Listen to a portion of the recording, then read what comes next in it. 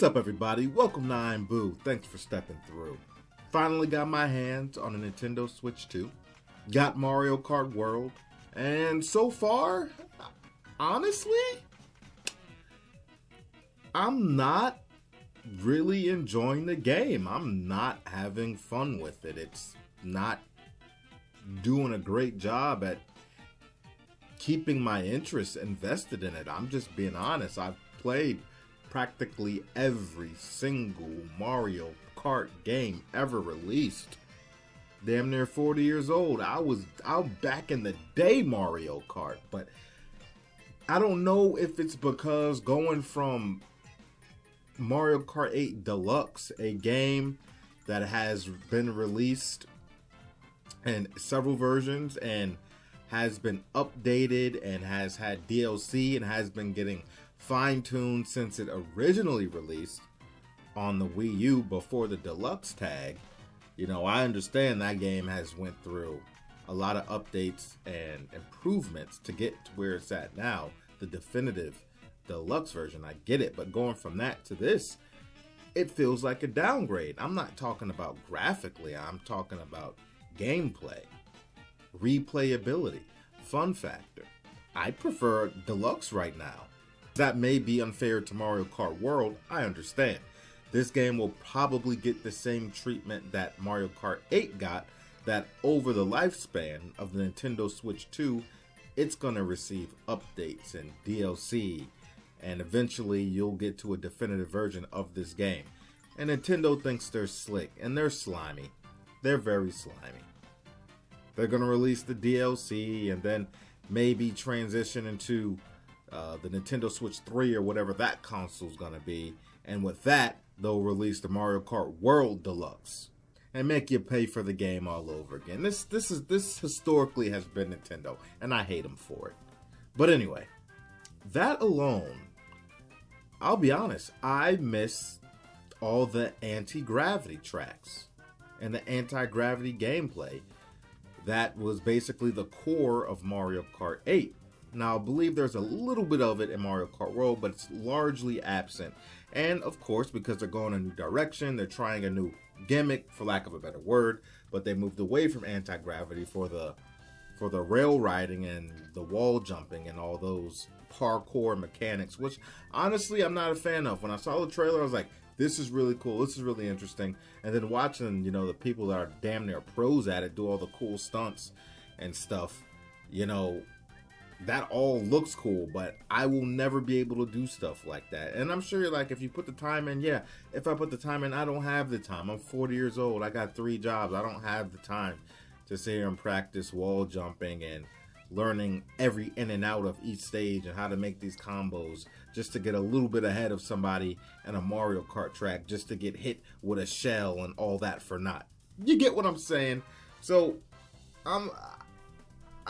at this point, I'm probably more of a casual player that understands how to drift and understand item management, when to hold on, when to get rid of. You know, I'm better than most casual people, but as far as me getting into the wall jumping and grinding, it's not happening. That's maybe if I was in high school, sure, but now I can't. I don't have the time. So for me, that doesn't work for me. I can't explore the levels like that. And with that being said, to me, the levels they're not attractive. They're not nearly as attractive as Mario Kart 8. And part of it, I think, is not having that anti-gravity.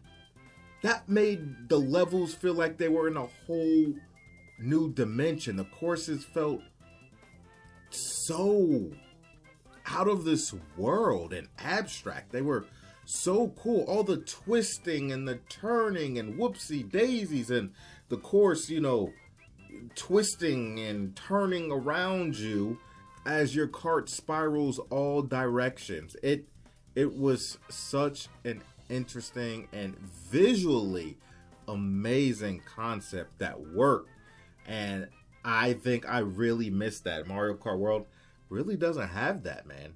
A lot of the courses I've played just feel bland. I'm sorry. Or not as interesting as what Mario Kart 8 Deluxe offered, especially visually, aesthetics. I'm not talking polygons here. I'm talking about a visual presentation otherwise, especially on the move. Now, I'm not saying all the courses are horrible or bad, but it pales in comparison to Mario Kart 8 Deluxe. And the game is extremely chaotic with all the extra added riders on the course. It is extremely chaotic if you're mixed in with the bunch. It's wild. It could be a good thing and it could be a bad thing. I'm indifferent to it all because I usually find myself in first, second, or third. And I don't like the music. The music isn't as good.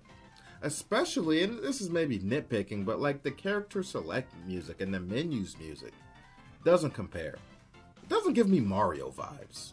And to be honest, I really only pick up Mario Kart nowadays as a party game when I have house parties or people come over. So I probably won't play the game too much more. Maybe to get a general familiarization with, most of the tracks, so when I do have people over. But other than that, I won't be starting that game up unless I have people over and they want to play. And if I invite some true hardcore Mario Kart fans, they may walk in my house and say, hey, can we just play Deluxe? Can we just play 8 Deluxe instead? And I'm going to be like, you bet your bottom dollar we can. And the open world, I thought it would be really cool, but I just find it very boring. I think challenges are boring. And for me personally, I don't find a lot of fun in just roaming mode, right? Is that what's called, roaming? It's not how I want to play a game. I'm not interested in roaming at all. And I'm sure it works for some people, but it doesn't work for me. Anyway, that's all I got to say about it. Sound off in the comment section. I appreciate y'all for stepping in. Like, comment, subscribe, hit the bell, stay notified. Catch you on the next one. We out, baby.